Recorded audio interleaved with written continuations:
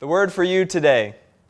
Today we're going to be in the book of 1 Kings. We're going to be in chapter 19. We're going to read from verses 9 through 13. So let's go ahead and look at that together. And the word of the Lord came to him. "What are you doing here, Elijah?" He replied, "I have been very zealous for the Lord God Almighty. The Israelites have rejected your covenant, torn down your altars, and put your prophets to death with the sword. I am the only one left. And now they are trying to kill me too." The Lord said, "Go out and stand on the mountain in the presence of the Lord, for the Lord is about to pass by." Then a great and powerful wind tore the mountains apart and shattered the rocks before the Lord, but the Lord was not in the wind. After the wind there was an earthquake, but the Lord was not in the earthquake. And after the earthquake came a fire, but the Lord was not in the fire. And after the fire came a gentle whisper. And when Elijah heard it, he pulled his cloak over his face, and he went out and stood at the mouth of the cave. Then a voice said to him, "What are you doing here, Elijah?" So, here in the book of 1 Kings, I'm going to give you a little context of where we are. So far, Elijah at this moment is running for his life from the evil queen Jezebel. She's the evil queen, the wife of King Ahab of Israel, who was, I believe, just the worst king Israel had had up until that point because of how greatly he sinned against the Lord. See, Jezebel, she was the one who instituted the worship of Baal, which is a foreign god, and also ordered the killing of a ton of prophets of the Lord. Started to try and wipe them out. And so right before this story is where Elijah had faced down the 450 prophets of Baal. He had defeated them.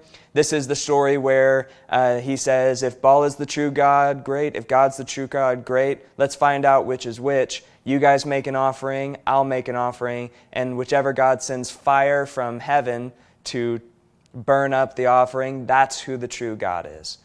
And so they went on for hours. Nothing happened. He told them, put water on my altar, get it soaked where it can't burn up for any other reason. Then he prayed, God sent fire and burned it up. And it's right after this that he is now running away. See, Ahab went back and told Jezebel what had happened, and she said that she was going to kill Elijah. And so Elijah is running.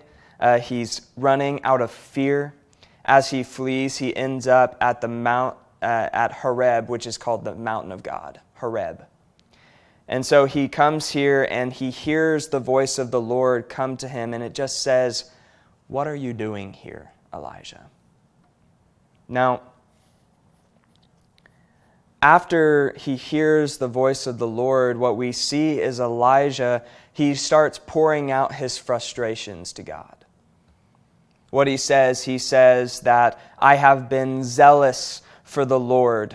He says, I've worked hard, I've done a lot, I have served you faithfully, I have fought for you, I have been zealous for you. And then he says, the other Israelites, they have rejected your covenant. He says, these people have rejected you, rejected your plan, and there needs to be some kind of wrath, some kind of destruction there to fight back. And then he also says that they've put your prophets to death with the sword, saying they've killed the people who are faithful to you. And then he says, I'm the only one left.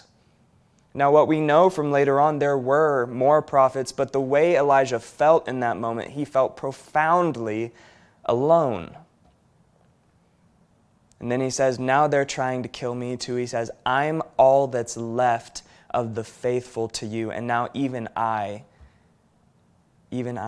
am going to die. And so what the Lord sees from him, he sees a person who desperately needs to have an experience with him. See, a lot of times maybe it's bad theology or something where the Lord needs to correct their teaching or correct their understanding, but from everything Elijah said, there's not really anything wrong. He didn't say anything that was false. See, what Elijah needed was not to be corrected. What he needed was to experience the Lord and experience it on the Lord's terms. See, he goes out, and the Lord tells him, he says, let's read it again.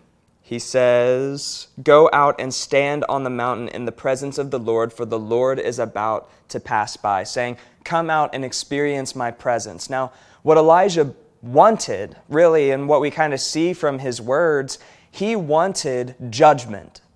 He wanted storm and fire. He wanted God to come powerfully across to send his plan out, destroy those who had broken covenants, destroy those who had killed his own people. This is what Elijah wanted, and what we see is an intense and powerful wind is the beginning of it. An intense and powerful wind, so strong that it shatters rocks before the Lord. But the Lord wasn't in the wind. The presence wasn't there. Then comes an earthquake. An earthquake, God has used earthquakes before. I believe that he used an earthquake to break down the walls of Jericho. And so there's an earthquake that shakes the foundations that Elijah is standing on, and yet the power of the Lord, his presence, it's not in the earthquake. And then comes a fire. God had just used fire from heaven to burn up an offering. And yet the presence of the Lord is not in the fire. And it's not until after the fire, not until the things that Elijah wanted, it's not until after that we see the still small voice, a gentle whisper that speaks to Elijah, and it calls him out. And it says exactly what was said before. It says, "What are you doing here, Elijah?" Now, Elijah, when he speaks after this, he says the same thing he said before, but there is a profoundly different experience that happens here. See, Elijah experienced God, but he didn't get what he wanted from God. He didn't get the destruction. He didn't get the storm and fire coming against his enemies. What he got was a gentle whisper that told you, "I hear you." See, a lot of times what we want is we want the Lord to act powerfully, because sometimes we feel like there is a divine silence or a divine quietness. And what we deem that as is divine inactivity. When we don't see the Lord acting powerfully, when we're scared and when we're running away from the things that we feel are chasing us, what we want is this massive display of power, but what God gives us is a gentle whisper that says, "I've got you." See, right after Elijah explains himself again, he says the same words. The Lord tells him his plan in verse 15. He says, "Go back the way you came and go to the desert of Damascus. When you get there, anoint Hazael king over Aram. Also anoint Jehu son of Nimshi king over Israel, and anoint Elisha son of Shaphat from Abel Meholah to succeed you as prophet."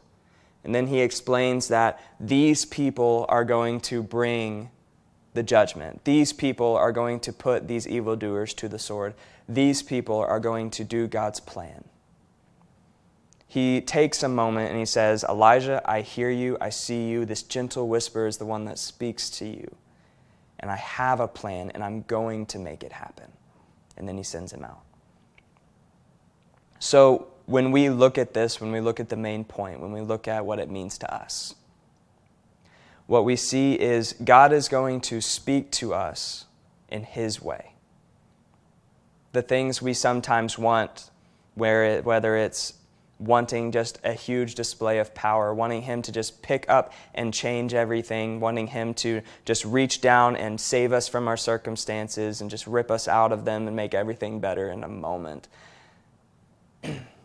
Sometimes that's not how God works. Instead, what he offers us, he gives us a gentle whisper, a reminder. He tells us, "I see you, I hear you, and I have a plan for you." See, Elijah was told the plan, and then he was sent back out into the same situation he was in, but now instead with the promise that God was behind him. In the same way, God may not rip us out of our circumstances, but what he does tell us in a gentle whisper is that I hear you, I see you, I have a plan for you. Now go back out. Today, wherever you may be, just like Elijah had, you have an opportunity to pour out your frustration to the Lord. You have an opportunity to cry out to the Lord. Cry out to the God that loves you. And then after you do that, listen for the gentle whisper. Listen for the promise that he sees you and that he's there for you. And then go back out and keep doing what he has called you to do. Have a great day.